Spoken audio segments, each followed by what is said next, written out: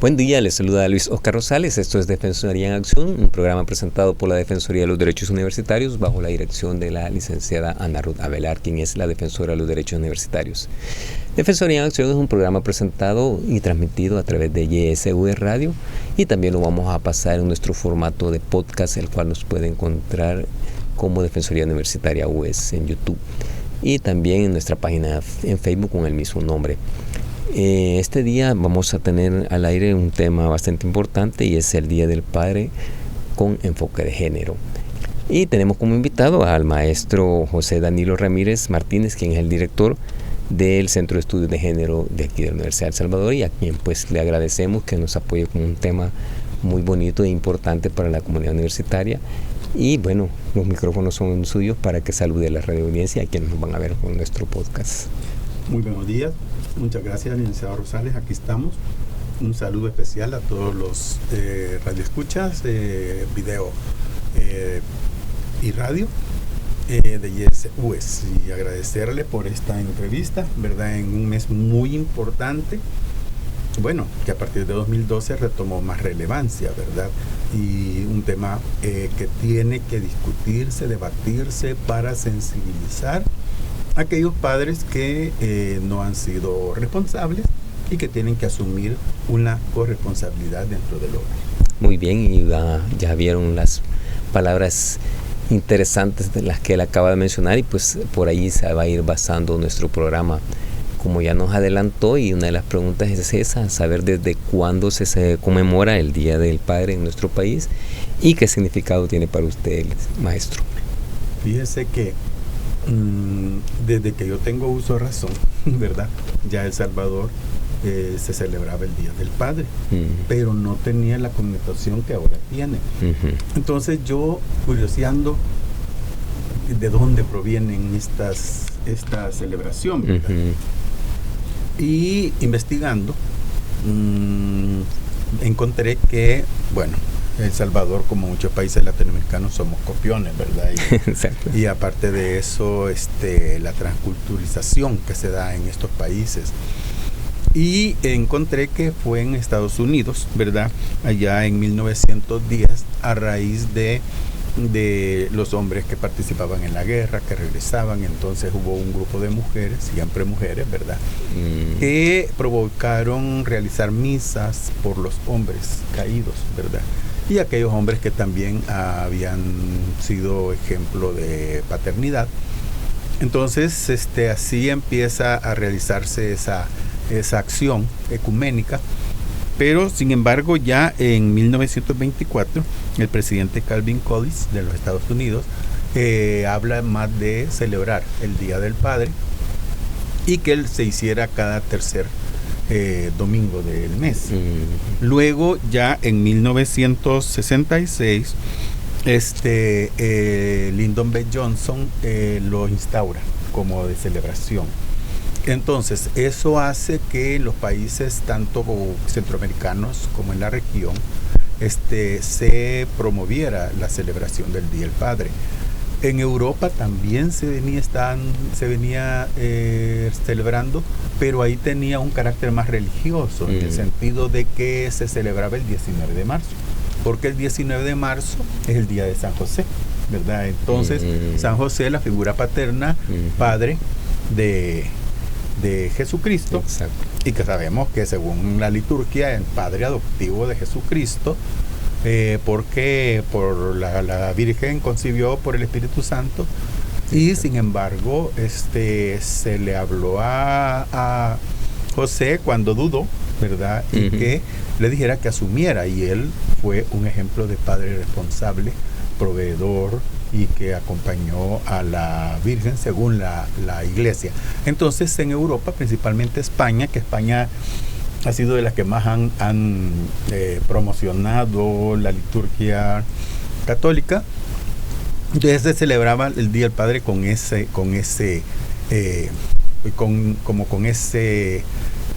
base. Entonces El Salvador también, pero ya anteriormente se venía celebrando el Día de la Madre, y luego que el 10 de mayo, ¿verdad? Y luego se celebraba el Día del Padre, pero no tenía como la la connotación que tiene actualmente. Y entonces, pero no había asueto. Posteriormente, en el 2012, la Asamblea Legislativa revisa esto del Día del Padre y entonces de ahí un acuerdo donde decreta el Día del Padre como un día de asueto pagado, remunerado. Entonces desde ahí empieza a dársele ya ese énfasis. Sin embargo, se decía que los padres tenían que ser responsables y que ellos promovían ese asueto para que el padre estuviera dentro de la familia, que si se iba a celebrar sería en familia, porque la visión que se ha tenido dentro de nuestro país es el de fortalecer la familia, y la familia, papá, madre, hijos, ¿verdad? Hijas. Entonces es así como que yo encontré que se venía celebrando el Día del Padre, pero se hizo énfasis en que había que sensibilizar a los hombres y hablarles un poco sobre la corresponsabilidad y fortalecer la familia, que es principalmente como que el eje fundamental de fortalecer la familia. Sí, bien interesante. ¿Sí? Y verlo y manejarlo desde ese punto de vista. Pero para usted, su significado que tiene el Día del Padre. Fíjese que quizás podría decir que en mi hogar tuve un padre muy responsable, muy empático, colaborador, ¿verdad? Entonces, cuando celebraban el Día del Padre, yo me identificaba con mi papá. Y para mí era una celebración que valía la pena. Posteriormente, cuando yo empecé ya los estudios de género, entonces ya empecé a tener otro argumento, ¿verdad? Y sí lo planteaba así como las mujeres organizadas, con las mujeres feministas, que decía, bueno, hay que celebrarlo, pero no para que el padre ese día se vaya a tomar, ¿verdad? O que se vaya con sus amigotes y su familia esperándolo, hasta con pastel, con cena y todo eso. Entonces, luego, aparte de eso, que el hombre tenía que sensibilizarse y principalmente hablar de la responsabilidad. Y en el hogar de la corresponsabilidad. Entonces, para mí ahora, celebrar el Día del Padre es, aparte de que comparto de que es para fortalecer la familia, sin embargo, también ahí tengo mis matices a la interpretación, porque no solamente tiene que ser una figura masculina la que hace el papel de padre, porque tenemos madres solteras que hacen el papel de padre también, y cuando tenemos entonces ahora la concepción cambia. Sí. ¿Verdad? Entonces para mí ahora celebrar el Día del Padre es prácticamente trabajar por la corresponsabilidad, trabajar por la equidad, ¿verdad? Y que si ese día se pueden lanzar mensajes sobre la responsabilidad que tiene que tener el padre, la imagen del padre en el hogar, sería sumamente importante. Exacto, sí. Bueno, hay que luchar y hay que irnos por ahí. Así es.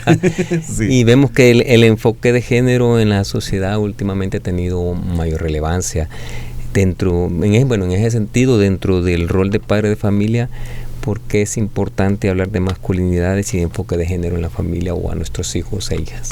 Bueno, nosotras y nosotros relacionamos mucho la violencia, no solamente la violencia basada en género, sino que la violencia en sí, en la forma en que se ha reproducido en esta sociedad y a nivel mundial, porque no solamente El Salvador, es a nivel mundial.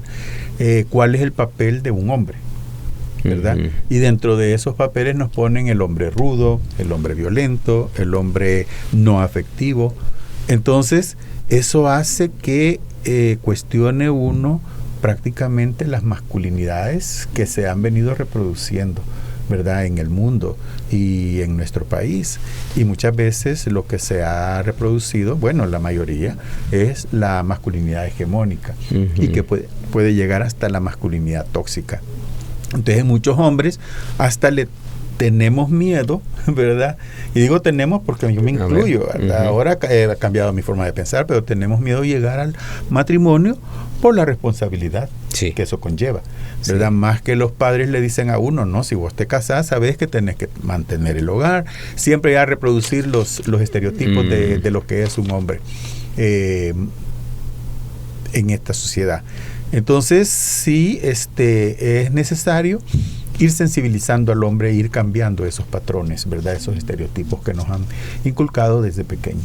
Sí, y bueno, también es importante, ya que tiene que ver la siguiente pregunta, y es saber cómo afecta a una familia que un padre sea machista, hegemónico, insensibilizado en cuanto a temas de género, y cuáles podrían ser las consecuencias. Fíjese que esos casos es lo que muchas veces producen diferentes situaciones, ¿verdad? Por ejemplo, la reproducción de la violencia en el hogar. Si el hombre vivió en un hogar donde el padre golpeaba a la mujer, él lo va a reproducir en su hogar, ¿verdad? Y los niños observan y los niños después reproducen ese patrón. Si el hombre llega y el día domingo, en lugar de salir en familia, se sienta, toma cerveza y se pone a ver un partido de fútbol, y muchas veces no permite ni que la mujer llegue a ver el fútbol, sino que le esté sirviendo, eso lo va aprendiendo el niño.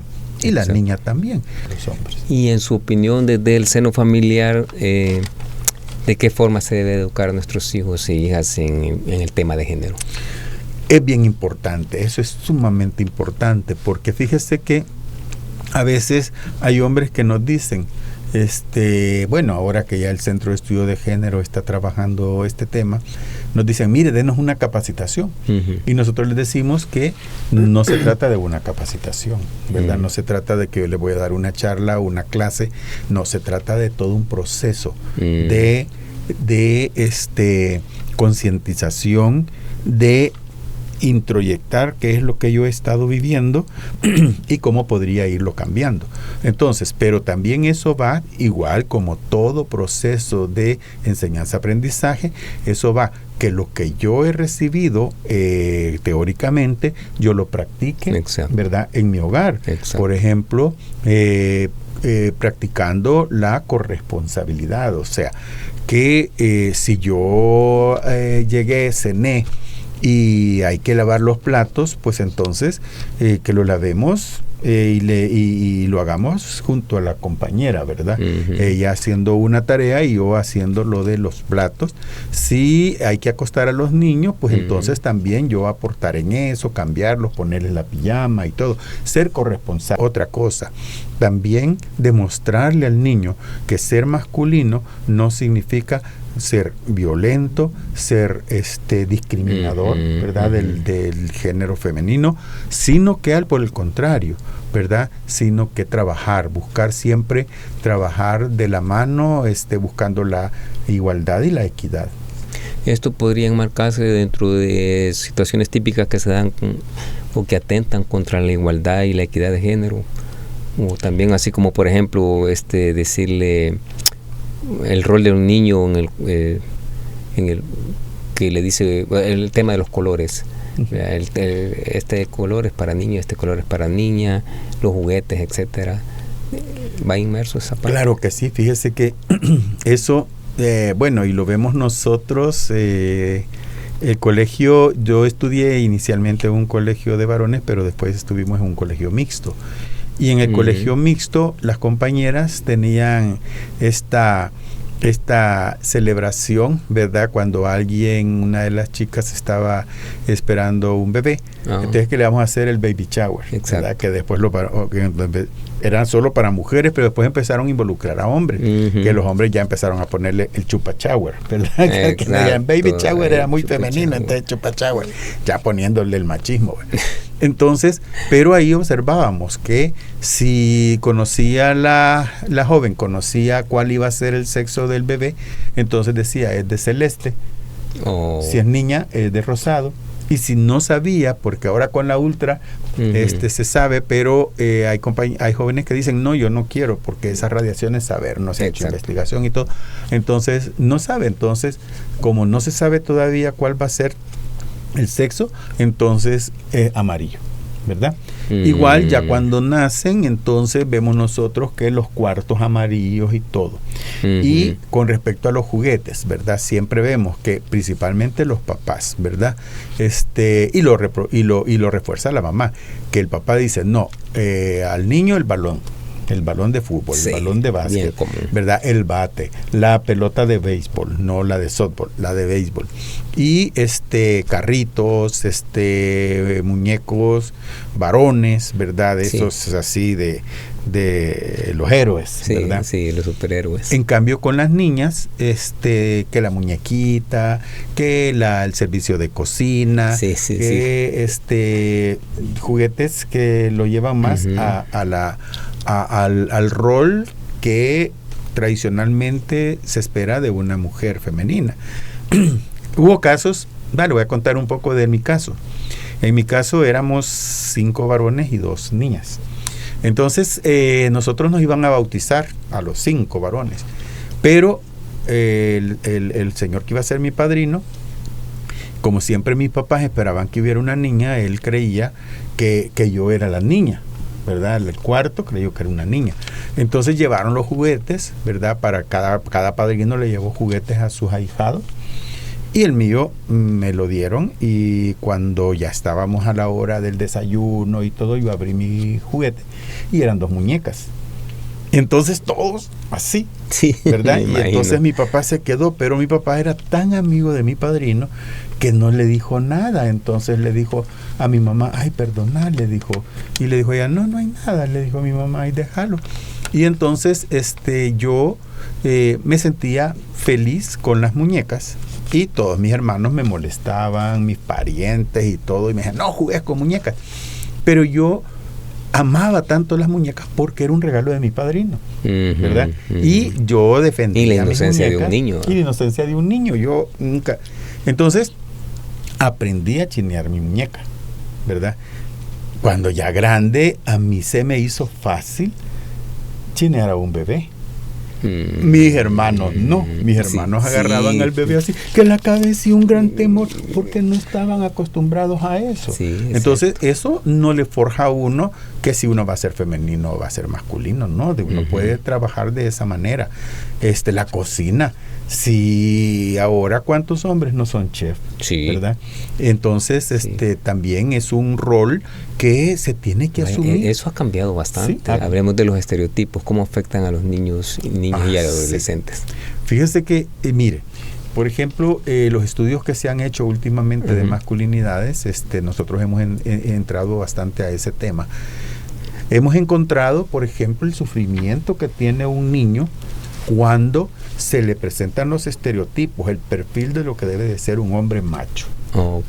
Uno de ellos, por ejemplo, es que a todos los niños les gusta el fútbol. Pero hay niños que no les gusta. Que les gusta otro deporte.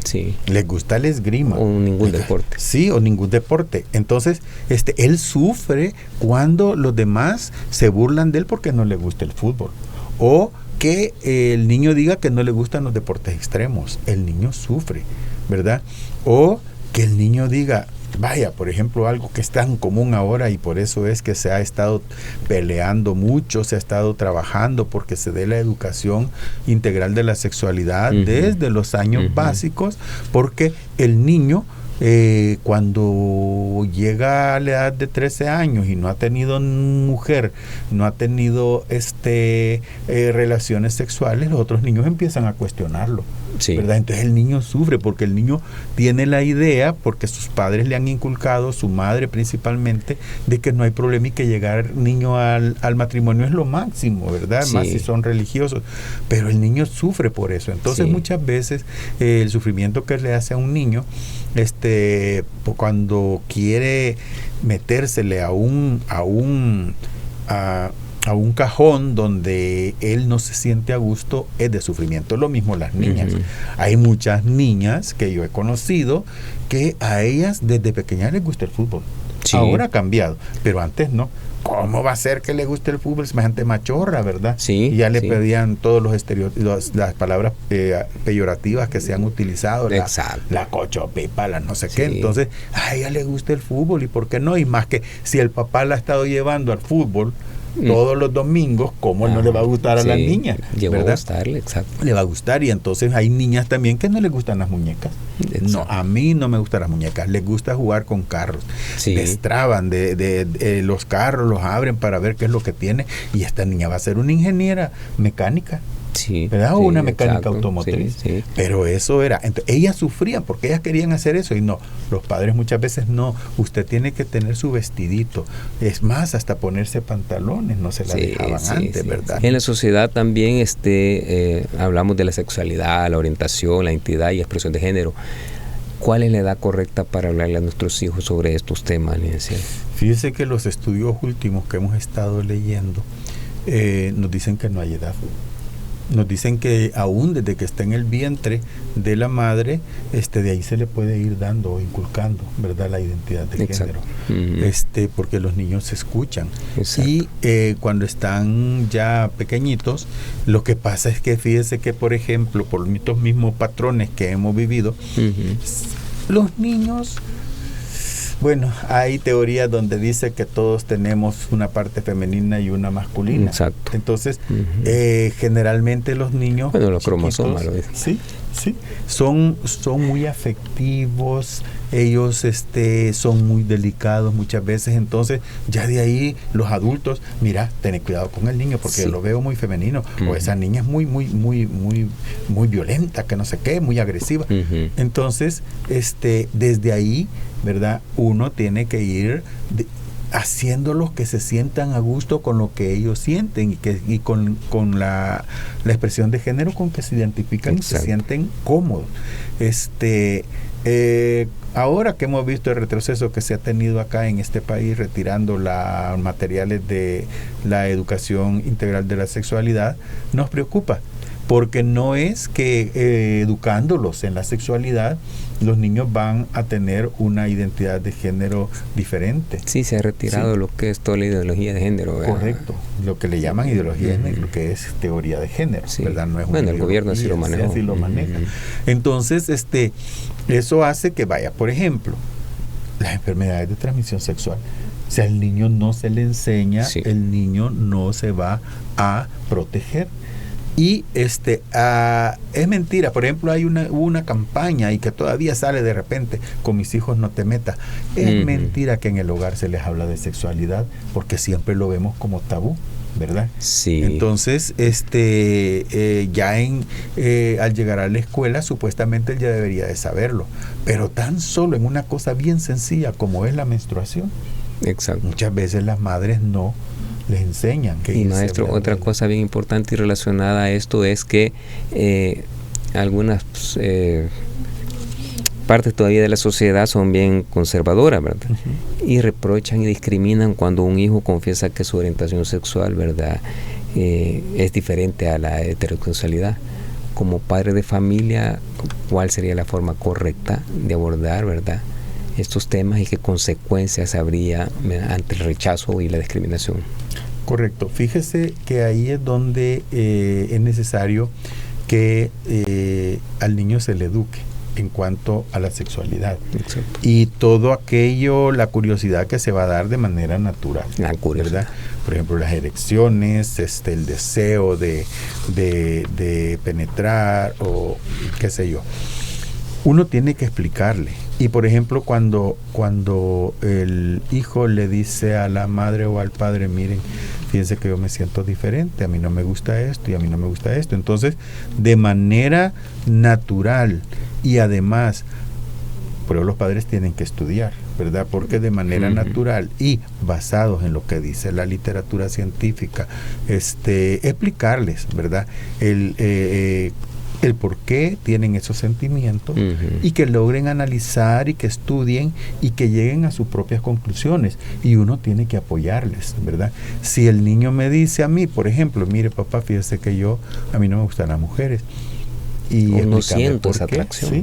Y explícame por qué, y entonces él me va a explicar y entonces yo orientarle. Pero no decirle, no, eso es malo, que mira, que cómo vas a creer, que van a pensar mis amigos. Eso es lo común. Porque volvemos al tema, cuando usted dijo al inicio de la entrevista, cuando le dijeron, queremos una capacitación, usted le dio una capacitación.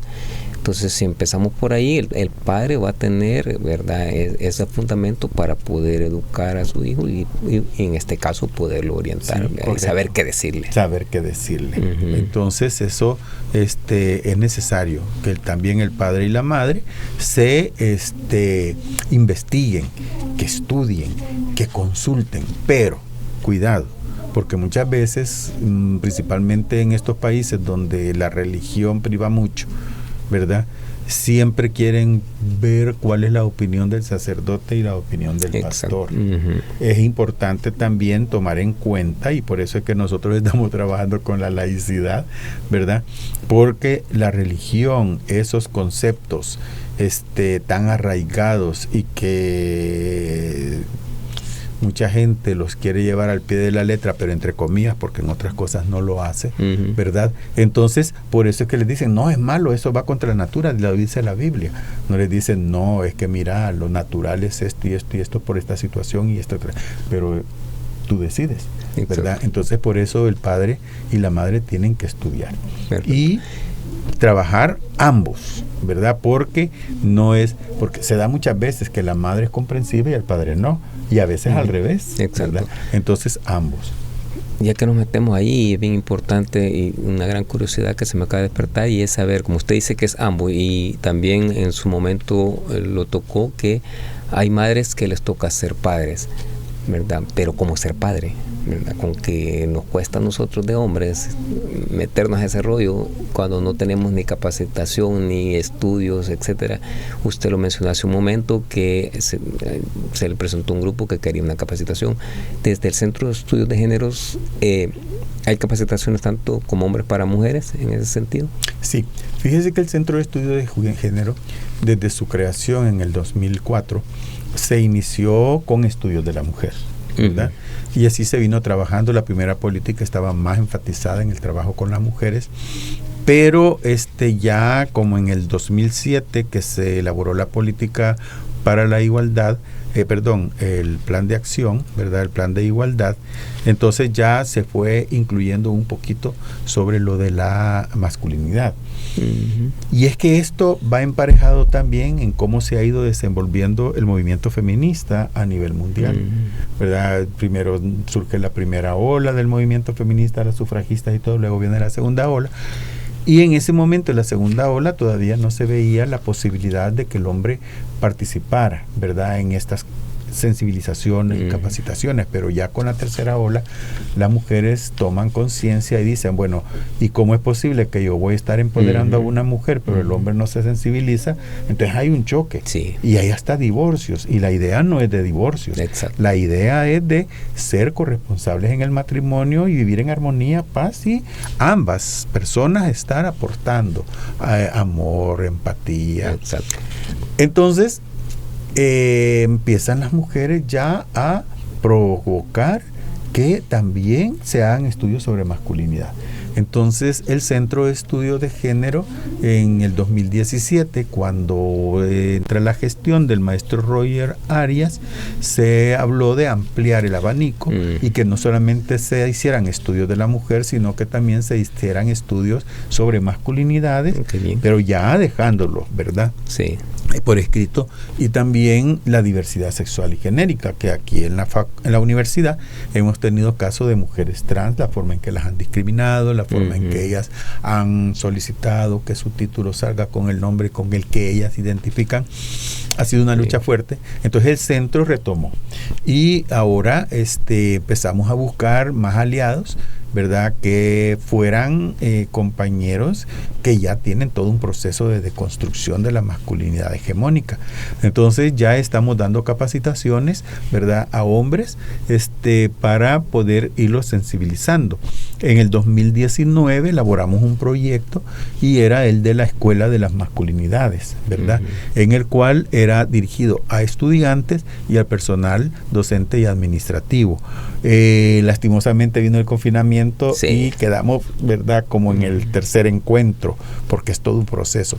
Cuando reiniciamos en el 2019 con en el 2021 con la escuela, nos costó un poquito. ¿verdad? Y buscar el financiamiento, porque todo lo que el centro está haciendo tiene financiamiento externo, ¿verdad? Exacto. Ahorita, por ejemplo, estamos desarrollando un curso asincrónico, lo tenemos en la plataforma del OPPS en salud, en el cual estamos dándole seguimiento a un grupo de docentes y estudiantes que están llevando sobre un diplomado sobre género y masculinidad. Ese es un curso especializado.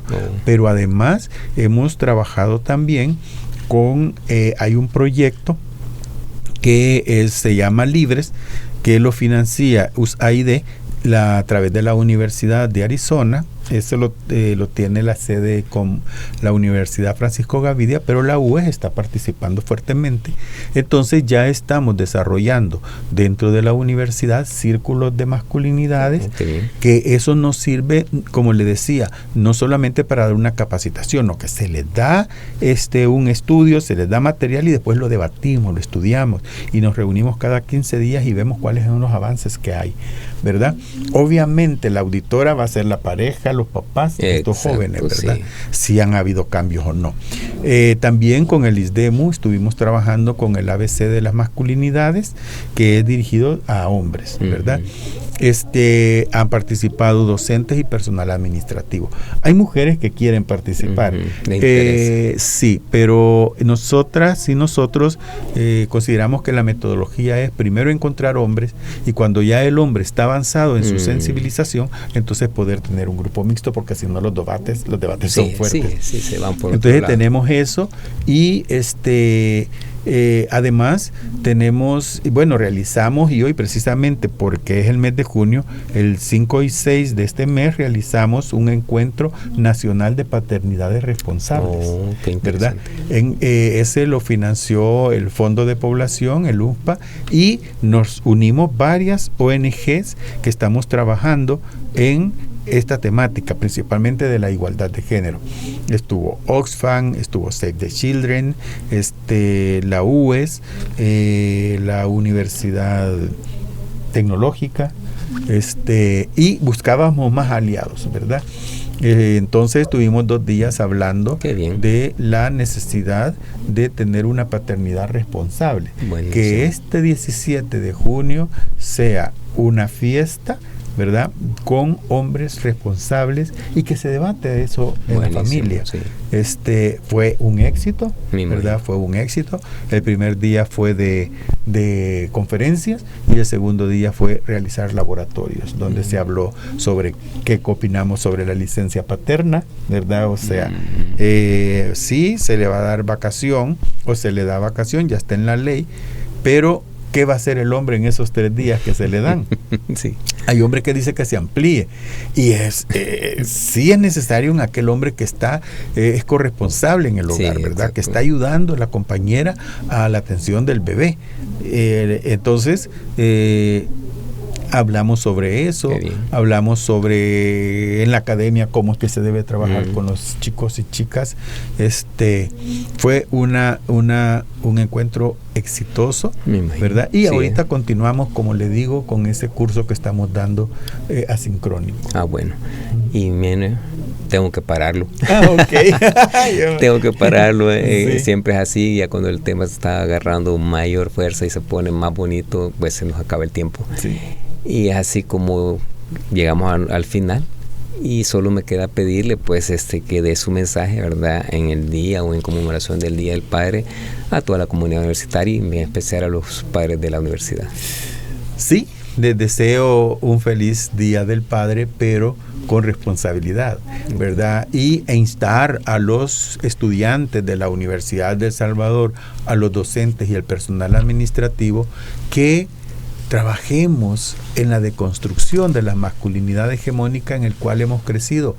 Y también a veces dicen los compañeros, pero no es culpa mía. Claro que no es culpa tuya, si no es culpa mía tampoco que yo haya nacido en un hogar donde me decían de que ser hombre es aquel hombre violento, ser macho, el que se defiende. No, busquemos entonces conocer, investiguemos, estudiemos cada material que nos llega, leámoslo, ¿verdad? Y que eso nos haga construir una sociedad, bueno, primero, como estamos aquí, una universidad igualitaria y buscando la equidad. Y en nuestro hogar igual, ¿verdad? Tener un hogar en el cual se respire esa igualdad, se respire la armonía, la paz y el amor principalmente. Bueno, gracias al maestro José Danilo Ramírez Martínez, quien es el director del Centro de Estudios de Género de aquí de la UES y quien nos ha ayudado con el tema de este día, que es el Día del Padre con enfoque de género. Esto en el contexto del Día del Padre, el próximo 17 de junio. Estuvo acompañándoles Luis Oscar Rosales. Esto fue Defensoría en Acción, y solo decirles que nuestros medios de contacto de la Defensoría es nuestro sitio web, que es www.defensoria.ues.edu.sb. También está nuestro correo electrónico, que es defensoria.universitaria@ues.edu.sb. Y como les anuncié a un principio, tenemos nuestro canal en YouTube, donde van a poder ver este programa las veces que ustedes quieran, en el cual nos encuentra como Defensoría Universitaria UES, y asimismo en nuestra página en Facebook. Fue un placer estar con ustedes y gracias, hasta la próxima.